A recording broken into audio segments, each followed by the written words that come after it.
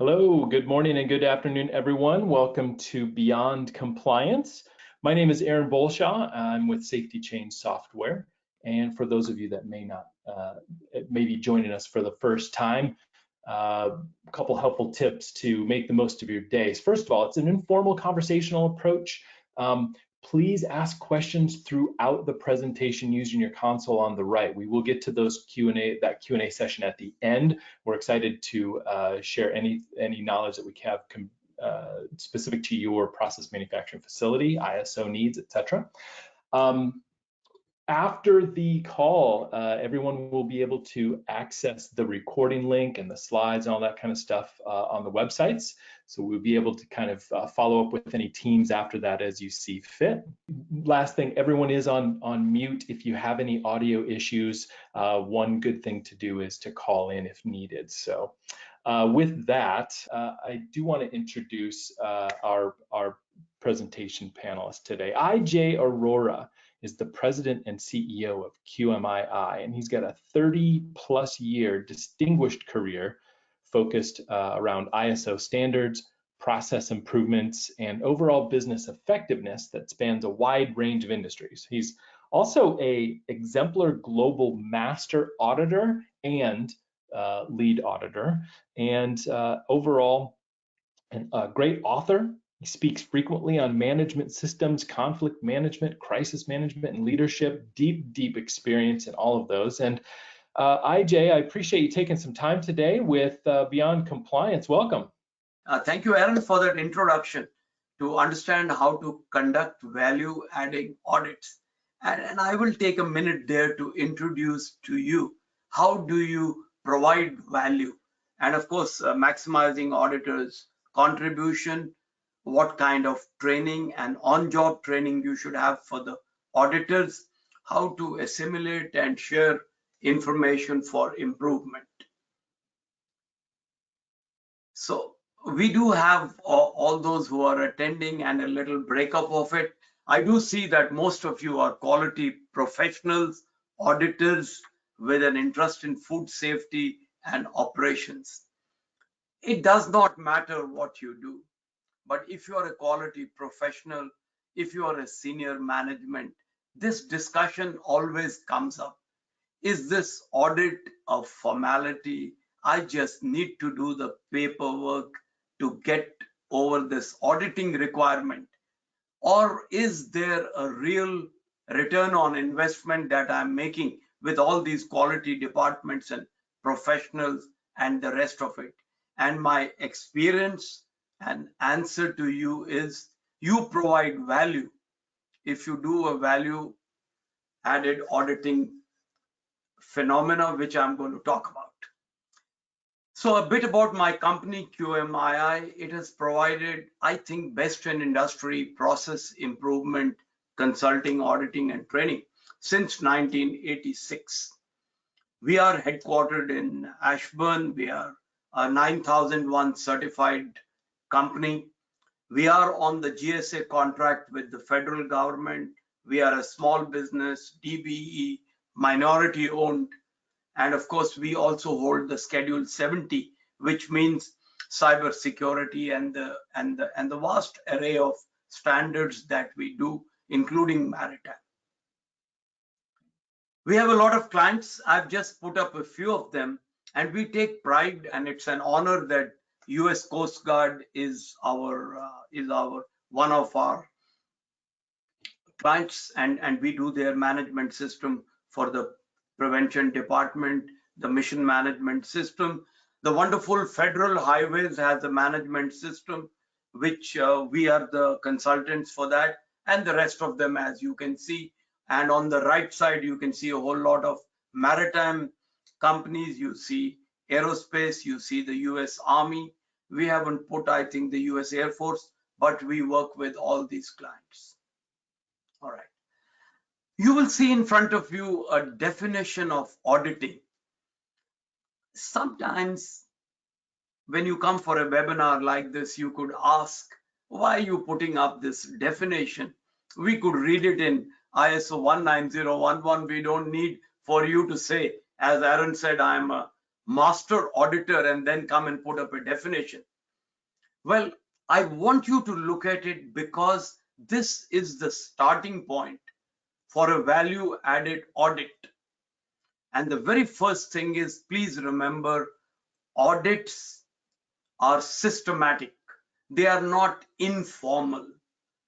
You have a friendly atmosphere, but you cannot compromise on the requirements. If a requirement is not met, it must be a non-conformity, because a non-conformity drives correction and corrective action. Therefore, be systematic. Independence is a requirement. You may be in-house auditors from the same organization. You may have played golf yesterday, had a glass of beer with somebody. But this morning when you audit, please introduce yourself. I am IJ, your lead auditor, and establish your independence. Have an opening meeting. If you don't start correct, things will not progress well. Well begun is half done. In that, formality is inherited that it's a documented process. You will document everything, you will keep records, you will fulfill the criteria. So let us look at what are these value adding audits. Do not audit to the clauses. I know it's very easy.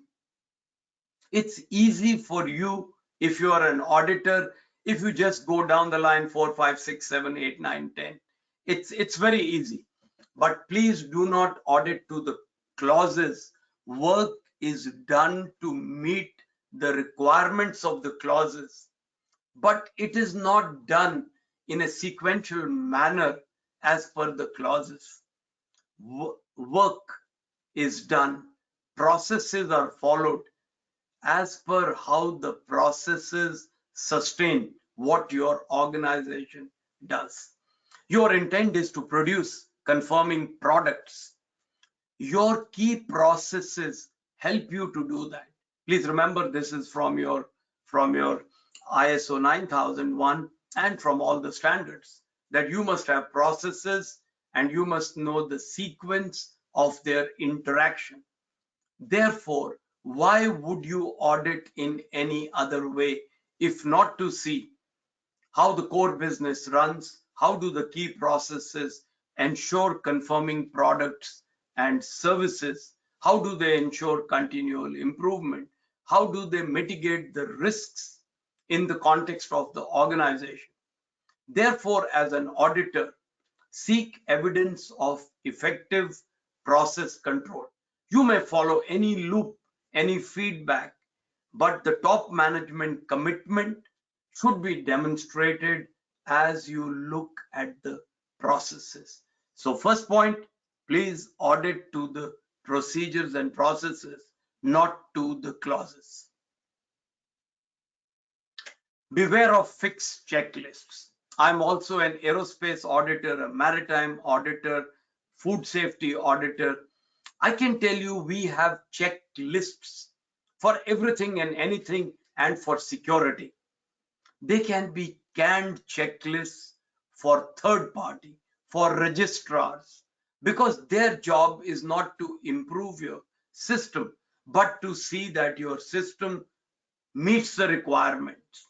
Whereas in your case, your job as an internal auditor is to base your audit to give value, to see how did they do previously, where must I put more time.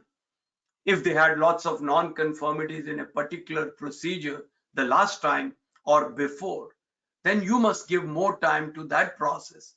And if there is a perfectly functioning process and last time and every time it has been doing well, why would you give it the same time?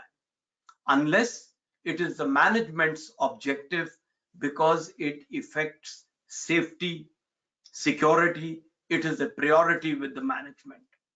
So please remember, frame your process related questions around the requirements. Review for adequacy. Do not rely on canned checklists. They will restrict you. Any biases you have should be forgotten. Now you will see the contradiction in what I have said. I have based my audit on the previous results. I've looked at the previous non-conformities and planned this particular audit. And yet, when I audit, I must not go back to their previous non-conformities. For example, if it is a 2-day audit, I will not look at their non-conformities on day 1. Even if the auditee asks me, can you look at our non-conformities?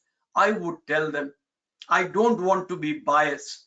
I know we have designed the audit based on your previous weaknesses, non-conformities, previous management review, but I want to do an unbiased audit, and we will get your non-conformities perhaps on the next day. Give it a try. It works. So you avoid the prejudice from the past audit results, and therefore you audit to the requirement. Please remember the definition of a non-conformity. It is the non-fulfillment of a requirement. There must be a requirement. We never audit to our whims, fancies, and our experience. We avoid ego. We respect the client. Therefore, let's look at the anatomy of a non-conformity again. There must be 3 distinct parts in it: a requirement, objective evidence which shows that a requirement is not met, and a conclusion, which, if you like, we would like to call it nature, which concludes, so what happened? Failed to, neglected to, no evidence was seen of, nothing mentioned in the preventive maintenance. That is the nature. So please remember, again, I like to rub it because I see many auditors I come across, they ask for advice, and I see them starting off with, per my 30 years experience, I think, oh, we don't want your 30 years experience in auditing. Use it to ask questions, but not to give non-conformities. You must base your non-conformities on clear objective evidence showing that a requirement is not met and giving us the conclusion. How did we fail to meet the requirement? Make sure your non-conformity is correct, complete, and clear. Anybody can understand it, not only those who were involved, including those at corporate headquarters, etc. Don't forget, non-conformities drive corrective action. If you are not writing a good non-conformity, perhaps the corrective action may be incorrect. For example, I was looking at in Arizona at an air base, I won't name it, etc., to keep my client, and they were looking at the viscosity of the lube oil.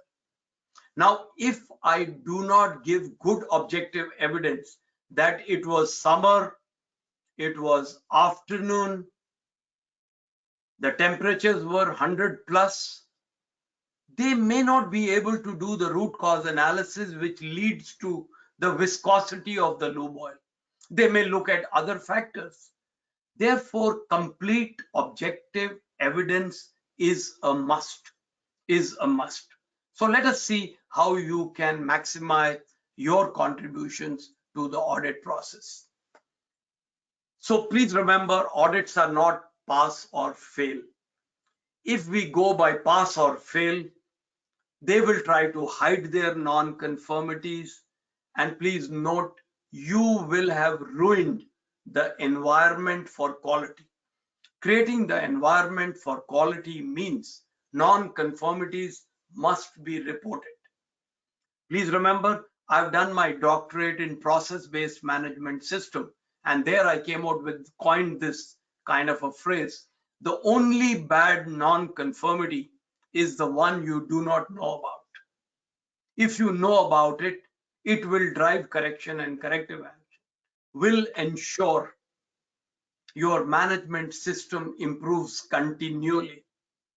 But if you hide non-conformities, you will only know when the product fails. Therefore, look at your system, strengthen your system. Don't blame individuals, blame the processes. Yes, there are times when the individuals are non-competent. They are not updated. They don't perform well. Well, still blame the process which put them in that position, which selected them, which hired them. Just by firing, shouting, and blaming at individuals, the process won't change. Therefore, remember, as you collect data, data drives risk and trends. So non-conformity is a good thing because it provides you the data which will lead you to risks and trends. Let us see then how to train our auditors. Having seen all this and what I have conveyed to you, please remember to differentiate between inspection and an audit.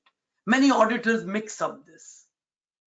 Please remember, the inspectors look at the final product, the service. The product is already ready. Inspectors cannot, do not, will not add value, because what doesn't meet the requirement, they will reject it. It's a loss. Yes, they protect the client, because between the client and the product, that is the organization's product, there is only that inspection. And therefore, you do want strong inspection, but you want stronger auditing. Please see what I have explained to you. Audits look at the process. Inspection looks at the product. Processes result in products. Your aim is, as an auditor, to see that they have a robust process, a robust management system, which will result in a conforming product and a conforming service. And therefore, they must be able to interpret the requirements from the standard as appropriate. They must keep the principles. 19011 doesn't give the gospel. It only gives the interpretation and guidelines. So look at the do's and don'ts and develop them for your organization. Select a reputed training provider to make sure that your auditors learn correct. Make sure they do not become inspectors. You need inspectors, but it is a different thought process. Therefore, select internal auditors per competence criteria. Evaluate and improve their performance. It's a good thing to look at an organization like Exemplar Global, who are so positive. They are now coming out with some kind of a behavioral check on the auditors, which will soon be available. So resource the audit team. It is good thing to have internal auditors. Remember, I professionally own a company. It is my business. I would like to sell to you, use me. But as an academician, I will tell you, it's a good thing to have your own auditors, because there is cross-fertilization of ideas. The auditors are not viewed as policemen. So develop your own infrastructure. Use outside professionals, master auditors like us, to train your auditors. Increase the awareness and understanding. And if they are your own auditors, the management will have a buy-in, and the audit process will be seen as supportive and helpful. Good auditors go looking for conformity. They are not prejudiced, biased. They don't base it on their feelings. They audit to the requirements. Therefore, they must understand the requirements very well. And this brings me to, if you have an internal audit program, and I won't go into each of these things, the main thing is, please assess and evaluate your auditors. they need guidance on on-job training. There are at least 3 large organizations, without naming them, of which I hold a contract. What do? They do an audit and send it to us just to comment on it. If there are indications of auditors' bias, because we are experts, we are able to point it out. Train your auditors so that they will be objective. So let us look at assimilating and sharing information. So therefore, consider monitoring the extent to which objectives are met. In fact, I will tell you this, and I would say note it for your audits, that having measurable objectives is a requirement of the standard.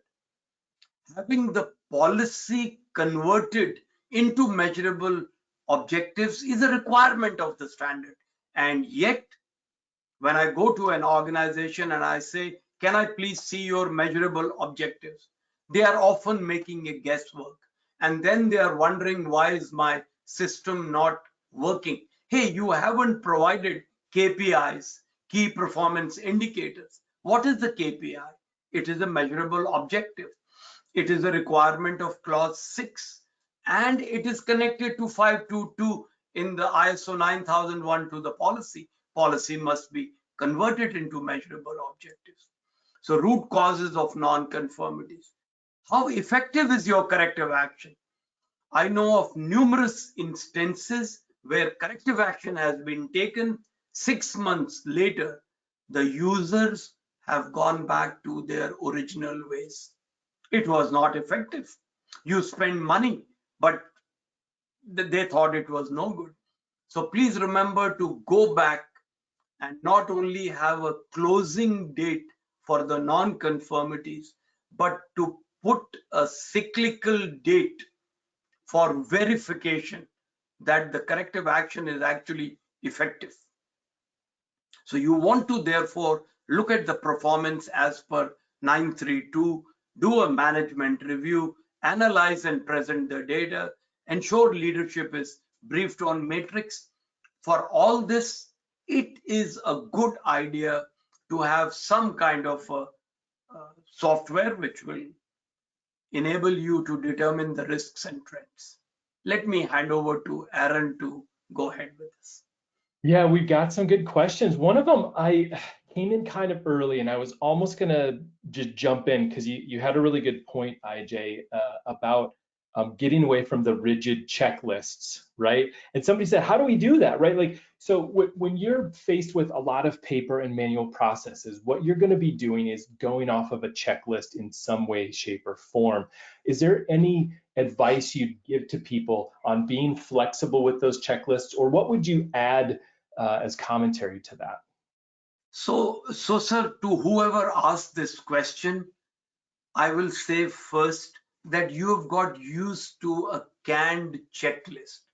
But just think about it, when you are stuck to a canned checklist, how do you meet the requirements of clause 922? For example, if we are discussing ISO 9001, which says you must design your audits based on the previous results. If you're looking at a canned checklist, it is the same every time. So yes, it's a bit of an effort for you. It is a bit of an effort for you as an auditor. But if you can design your own checklist for every audit, you should.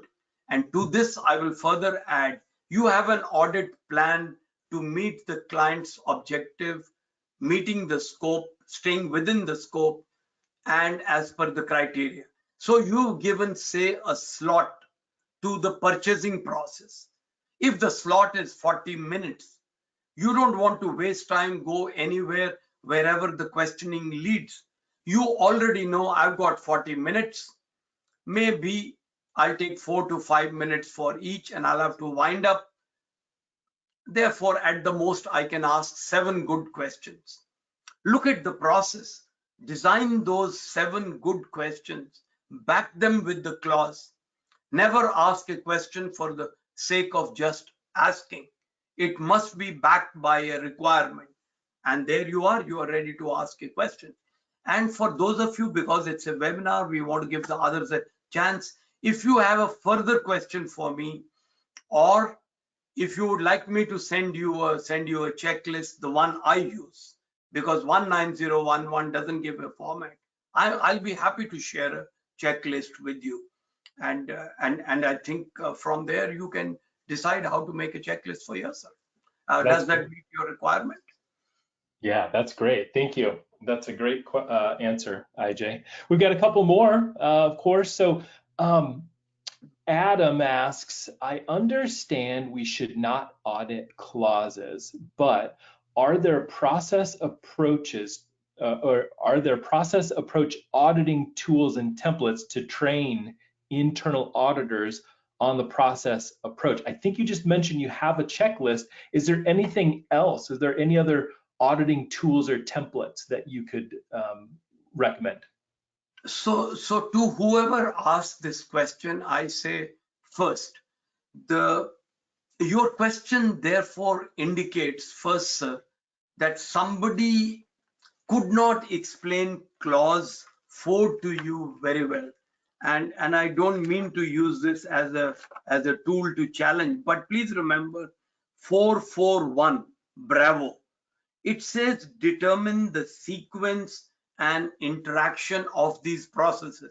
This is not my opinion. This is what the standard says. Determine the sequence and interaction of these processes.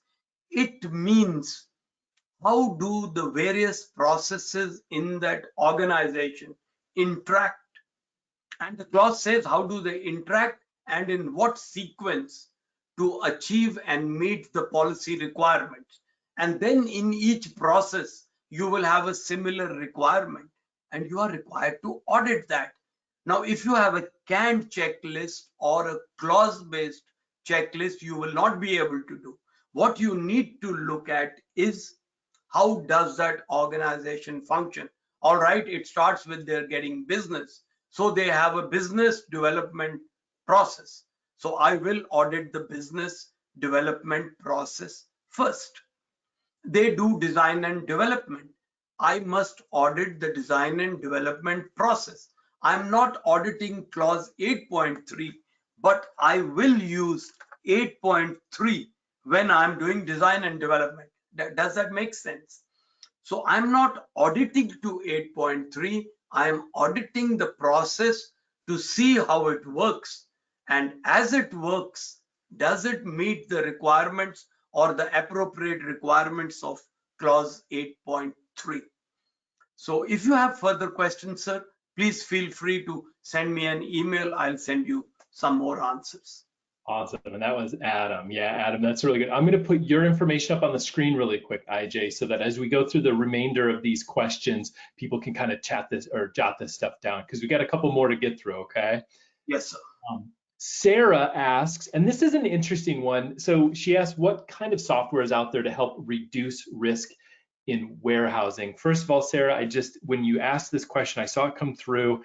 I had the vision of that video I've seen on one of my, like probably Instagram or Facebook of, the forklift pulling something off the top shelf and then all of these shelves going crashing over when you put that in there. So listen, as a software provider, what we can always recommend, we don't have a specific module for warehousing, but ultimately when you do audits to reduce risk, sometimes I kind of want to ask what kind of risk you're looking for. Is it an environmental, is it EHS? Do you have, but I think to your question, if you have a ISO, then there is definitely software systems out there that are flexible enough to fit your needs. And I'll just kind of bring this to IJ's attention. IJ, when we talk with customers across process manufacturing and look at their needs, every single business is a snowflake. Every single process is very specific to their environment, their facility, and their customer needs, right? And so when you break that down, what I would recommend Sarah does is look for a solution that isn't a one size fits all or a point solution, as we sometimes call that. Look for something from a provider that really does fit your particular warehousing operations. IJ, would you have anything else to add about specifically warehousing? Yes, sir.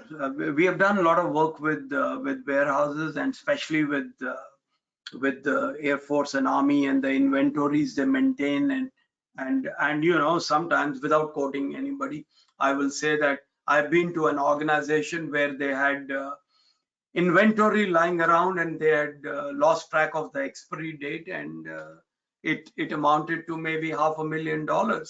So yes, warehouse risks are many.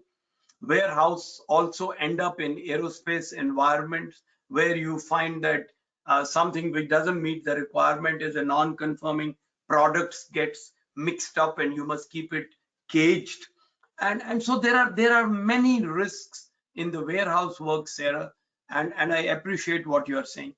My thought to you would be, there are many software, and since this is an academic discussion, my recommending any would amount to, you know, being biased towards one or the other. So I won't do it.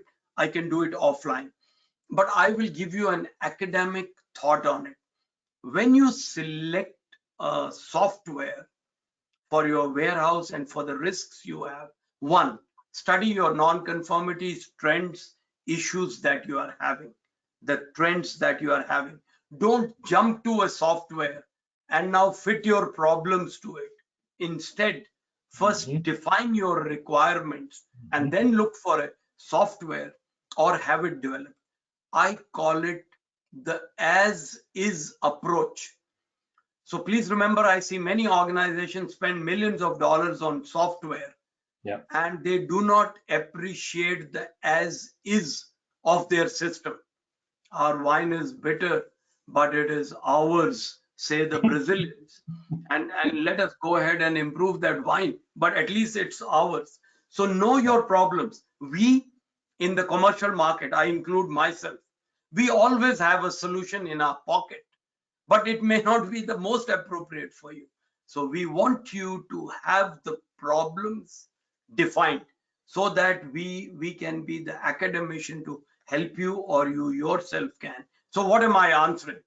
Know your problems, know your non-conformities, look at your RMA, look at your product rejection at inspection and returns from customer to see what exactly is your problem and what is the type of software you require.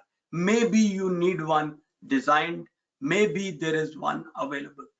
If you automate, like via software, if you automate a bad process, you're going to be doomed. You cannot just think software will solve the whole thing. And what we've learned, IJ, is that in every deployment of safety chain, we've made it a point to make sure we review the processes to make sure it's going to be the optimal outcome that they want. Because when you do start to get into software implementation, it is a unique and very powerful moment to actually improve the underlying processes that you're using. So I would. I agree with you. Therefore, I kind of sum it up. Start with as is. Define your problems. Know your problems. Software is the answer. Software is not the answer. If you don't have the as is correct, you will get a software which doesn't meet your requirements. If you know what your problems are, you can get a software, or someone can design the software for you. Yeah, absolutely. So a couple other things. Can you describe the features of the software solutions, possibly name a couple of them? Of course, safety chain is a good option. We'd love to talk to you a little bit more about that. I'm not here to sell software. I'm here to make sure that the audience does get a lot out of this. So in that, we do encourage you, as you should, to properly own and manage your business, look at options, look at different developers, right? But with this, I did see a few people here asking for that checklist, IJ, so that's very, very helpful. I appreciate you offering that. Got another question though. If you do not audit, this is from Stephen, if you do not audit in accordance to the clauses, how do you hold them accountable? Pretty good question. IJ? Yes, sir. So, Steve, please look at it. What you are saying is if you don't audit to the clauses. I did not say don't audit to the requirements. Requirements come from the criteria. Criteria is primarily based on the clauses. So therefore, whether there is conformity, it will be based on the requirements, which are the clauses. If there is a non-conformity, it will be based on the clauses. So what did I say different? Please give me your attention. It is don't audit to the clauses means don't start with clause 8, start with the process. How do you do design and development? What is your process? And therefore, it is the auditor who has to work hard to align what is being told to him or her to the clauses. It must meet the requirements of clauses. But I don't audit to first I will talk 4, then 5, then 6, then 7. No, I will talk processes.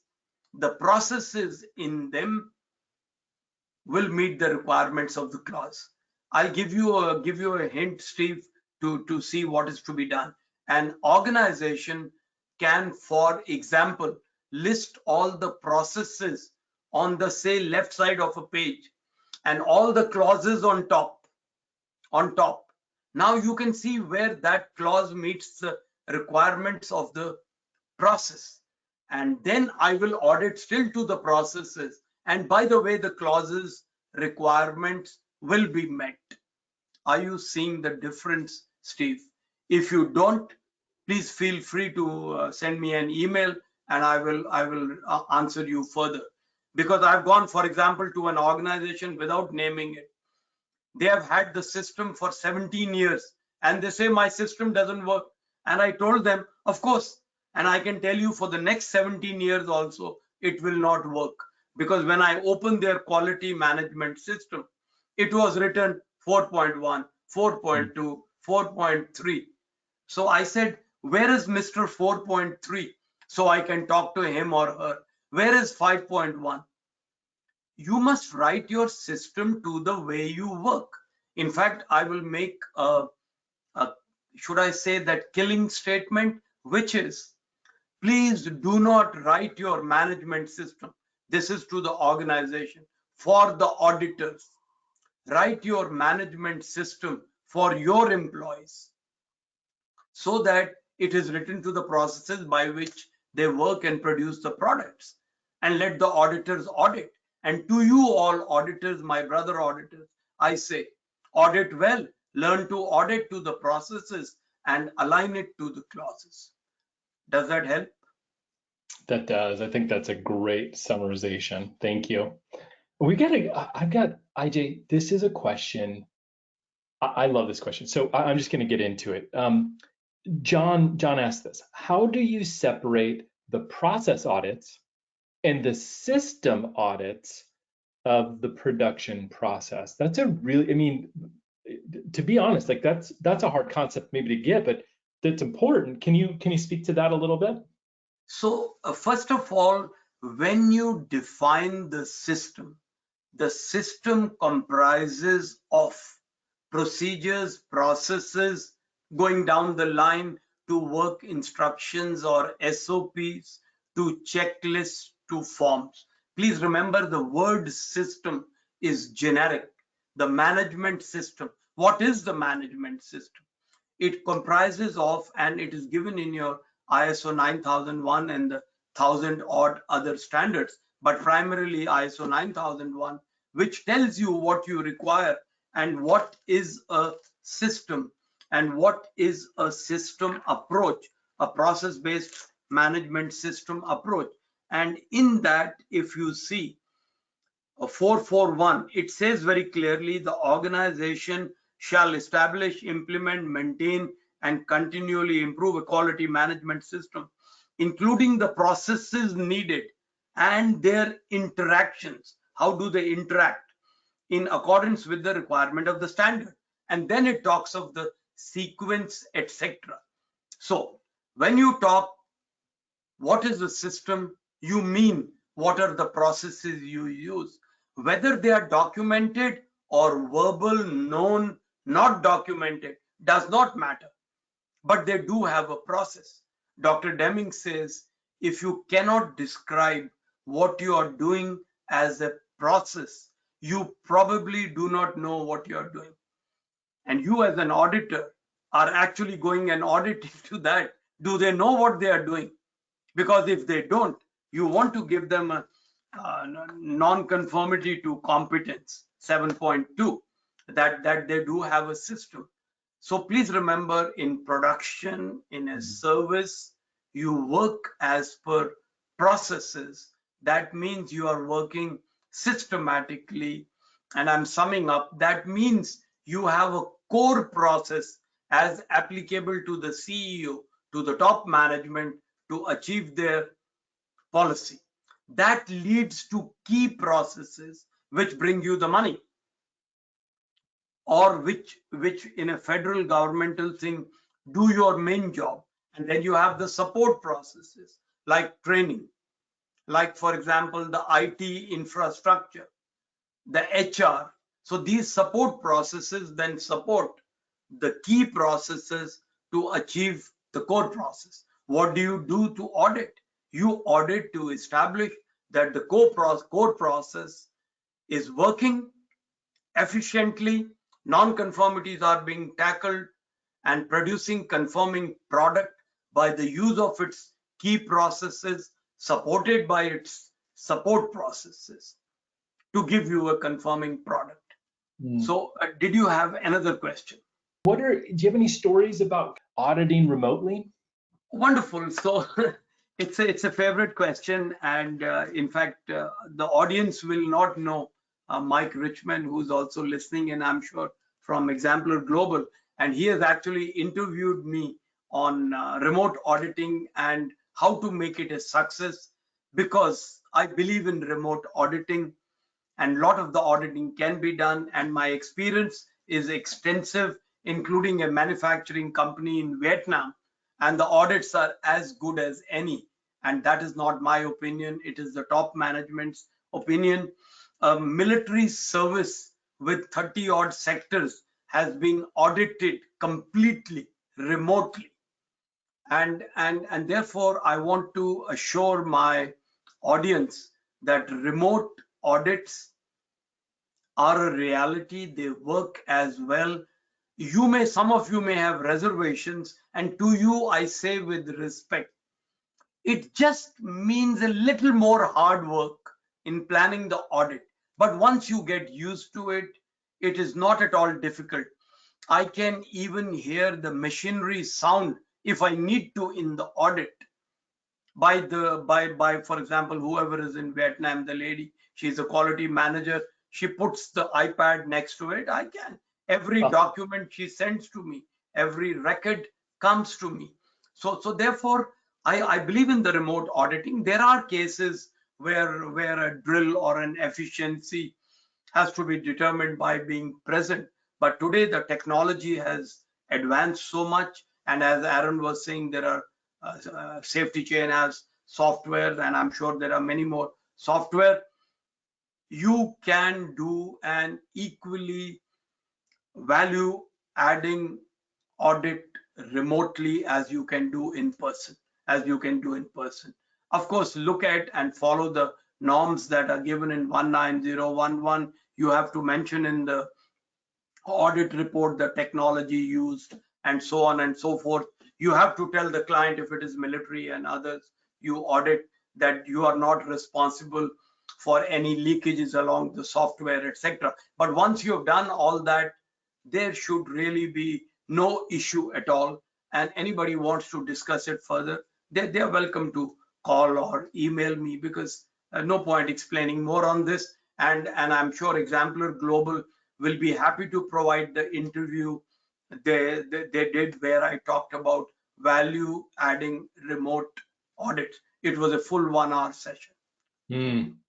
I love it. Yeah, and that's really interesting, IJ, that you actually just had them. You needed to listen to the piece of equipment for part of the audit, and so you were able to do that remotely. And this is we've also experienced this boom of requests for remote audits, right? And the only way you're going to get there is through technology. But I promise you, like IJ said, the discomfort of learning how to do it that first time far outweighs, because then you open the door to downstream. Now you can do remote audits. How many of you, if you're an auditor on the phone, how many of you have, so many plane tickets backed up because you got to go on site, you've got to see these things. Wouldn't it be nice to spend a few of those days at home, right? You can do these things remotely. So very good question. I've got one more for us, and then we're going to wrap up, IJ. And this is a good one coming from Sterling. At what point in the quality journey do you move from the ISO requirements and base our checklists on our documented processes? I think this is a fantastic question to end on. So please remember that the criteria of an audit is integral to the audit. When you make an audit agreement, when you determine the feasibility of an audit, objective, scope, and criteria are inherent, and criteria implies the requirements. The requirements include the standard, your quality management system, which you are mentioning. So you never audit without backing the requirements to the requirements in the standard if the organization has accepted the standard. If the organization, because ISO standards are voluntary, some other industry specific standards like aerospace may be a requirement, maritime, ISM may be a requirement. So in some cases they are a requirement, in some cases it's your choice. When it is your choice and you are auditing, you will audit to the requirements of your management system. But if you are an experienced, trained auditor in a standard and ISO could be applicable, but they have chosen not to go in for it, please remember, you can still back it with ISO, because ISO is clear on it. You don't have to be certified. Many organizations think we are ISO when we are certified to ISO 9001. No, you don't have to be. I know of military organizations who have self-declared we conform to the requirements of ISO 9000. They may not even declare it. They just put it below their email signature. We conform to. We conform to. Does it mean they are certified? No. They have done away with getting somebody to certify them. So, summing up, the business demands you sometimes to be certified. When it does not, why waste money paying the third parties? You can just do your internal audits.